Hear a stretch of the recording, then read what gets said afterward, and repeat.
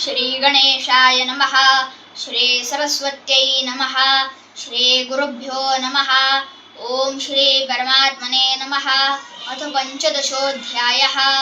श्री भगवानुवाच ऊर्ध्वमूलमधः शाखमश्वत्थं प्राहुरव्ययं छन्दांसि यस्य पर्णानि यस्तं वेद स वेदवित् अधश्चोर्ध्वं प्रसृतास्तस्य शाखा गुणप्रवृद्धा विषयप्रवालाः अधश्च मूलान्यनुसन्ततानि कर्मानुबन्धीनि मनुष्यलोके न रूपमस्येह तथोपलभ्यते नान्तो न चादिर्न च सम्प्रतिष्ठा अश्वत्थमेनौ सुविरूढमूलमशङ्गशस्त्रेण दृढेन चित्वा ततः पदं तत्परिमार्गितव्यं यस्मिन् गता न निवर्तन्ति भूयः तमेव चाद्यं पुरुषं प्रपद्ये यतः प्रवृत्तिः प्रसृता पुराणे निर्माणमोहाजितसङ्गदोषा अध्यात्मनित्या विनिवृत्तकामाः द्वन्द्वैर्विमुक्ताः सुखदुःखसंज्ञैर्गच्छन्त्यमूढाः पदमव्ययं तत् न तद्भासयते सूर्यो न शशाङ्को न पावकः यद्गत्वा न निवर्तन्ते तद्धाम परमं मम ममैवांशो जीवलोके जीवभूतः सनातनः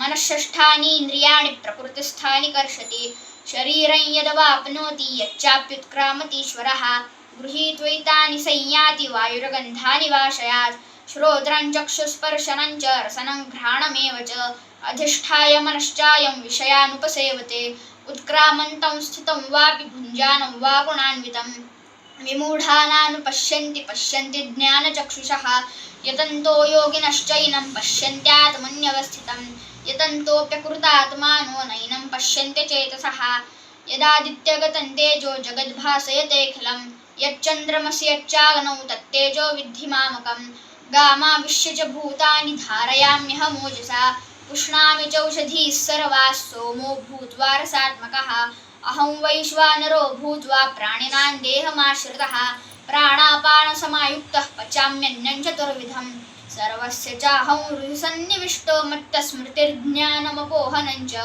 वेदैश्च सर्वैरहमेव वेद्यो वेदान्तकृद्वेदविदेव चाहं द्वाविमौ पुरुषौ लोके क्षरश्चाक्षर एव च क्षरः सर्वाणि भूतानि कूटस्थोऽक्षर उच्यते उत्तमः पुरुषस्त्वन्यः परमात्मेत्युदाहृतः यो लोकत्रयमाविश्य बिभर्त्यव्यय ईश्वरः यस्मादक्षरमतीतोऽहमक्षरादपि चोत्तमः अतोऽस्मि लोके वेदे च प्रथितः पुरुषोत्तमः यो मामेवमसम्मूढो जानाति पुरुषोत्तमं स सर्वविद् भजति मां सर्वभावेन भारत इति गुह्यतमं शास्त्रमिदमुक्तं मया नघ एतद्बुद्ध्वा बुद्धिमान् स्यात् कृतकृत्यश्च भारत।